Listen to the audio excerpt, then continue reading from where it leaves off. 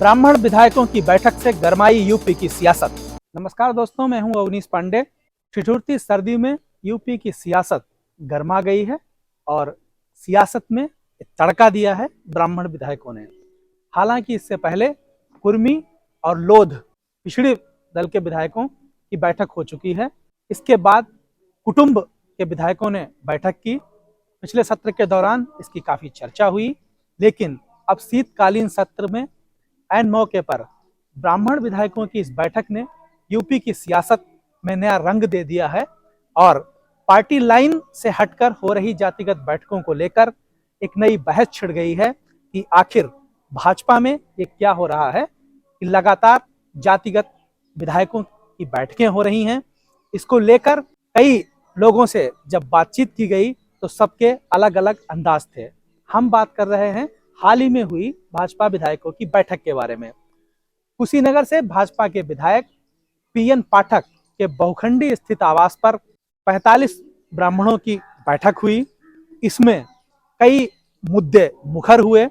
ये माना जा रहा है कि ब्राह्मणों की दबती आवाज संगठन से लेकर सरकार तक उनकी ना सुनना इस बैठक की मेन वजह थी, लेकिन विधायकों का कहना है कि ये सहभोज था और समाज के विधायकों ने बैठकर समाज के वर्ग के संस्कारों और बच्चों को लेकर चर्चा की है। इसका राजनीति से कोई लेना देना नहीं है।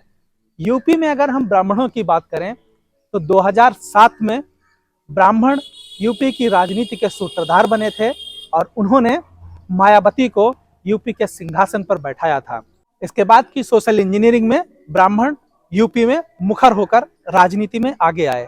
अगर हम वर्तमान में बात करें तो यूपी विधानसभा में 52 ब्राह्मण विधायक हैं। इसमें से 46 ब्राह्मण विधायक बीजेपी के पास हैं। इससे साफ जाहिर है कि बीजेपी को ब्राह्मणों का बहुमत हासिल है।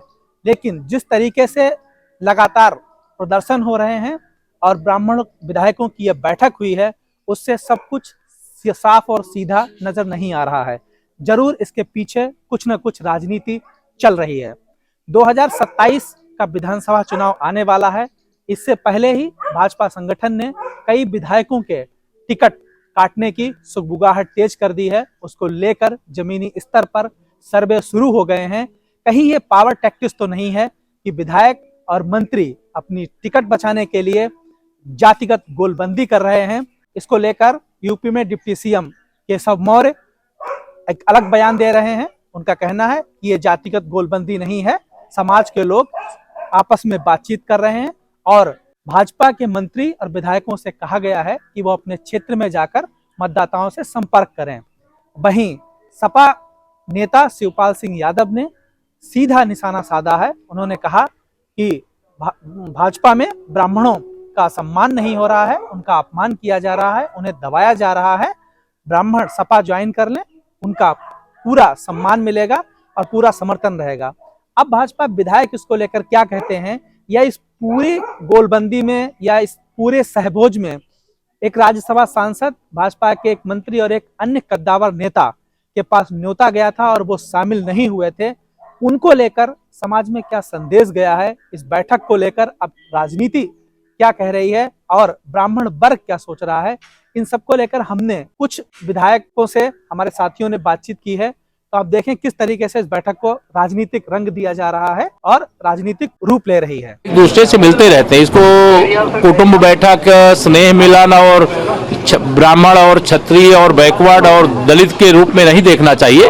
विधायकों को मिलना चाहिए, वो मिलते हैं, ये अच्छी बात। चश्मा गलत है लेकिन उद्देश्य गलत नहीं है। लोग मिलते हैं, उसको मिलने का कार्यक्रम करना चाहिए। इसको हम कोई गलत किसी भी तरह से क्या किए थे क्या नहीं, लेकिन शुद्ध रूप से अपना समाज, सर्व समाज जो बिखर रहा है बिखरने न पाए, एकजुट होकर अपने बच्चे संस्कारित रहे, मुख्य धारा में रहे। माता पिता को जो वृद्धाश्रम में भेजने का काम कर रहे हैं, वृद्धाश्रम में न जाए, अपने माता पिता का सेवा करें। पश्चिमी सभ्यता किसी भी तरह से अभी हमारे पूर्वज रामकृष्ण थे, उनके संस्कार पर चलने का काम एकजुटता दिखाने की कोशिश की है।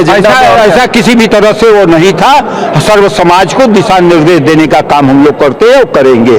देखिए, आप लोगों के द्वारा ही पता चलाता है। पिछले सत्र में भी किसी वर्ग की मीटिंग बुलाई गई थी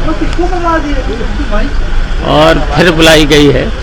तो ये भारतीय जनता पार्टी के लोग जात में बांटते हैं। हम तो कहेंगे ब्राह्मण समाज की अगर मीटिंग हुई है, सब हमारे समाजवादी पार्टी में आए, सबको सम्मान मिलेगा।